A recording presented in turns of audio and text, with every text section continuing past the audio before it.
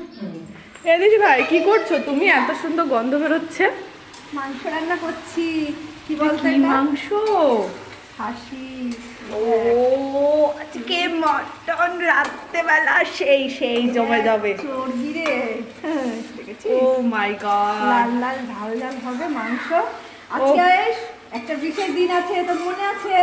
কি গো আজকে? আমার কিন্তু মনে আছে। আমার তো মনে পড়ছে না কিছু। কি গো আজকে?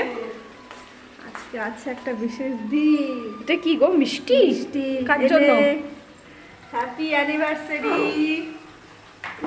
তোমার মনে আছে? না, মনে থাকবে না। এই দিনই তো আমার ভাত ভাসাইতে। Thank you. মাংস খাবি তো? হুম, তোমার হাতেরটা না আছে আমার। হ্যাঁ, তুমি যা করবা তাই সেরা সেরা একদম। বাংলায় যেটাকে বলে খাসির মাংস আর প্লেন ভাত জমে যাবে রাত্রে। সাথে মিষ্টি।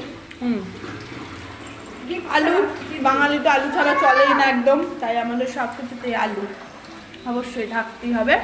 তার সাথে গরম গরম মটন কষা।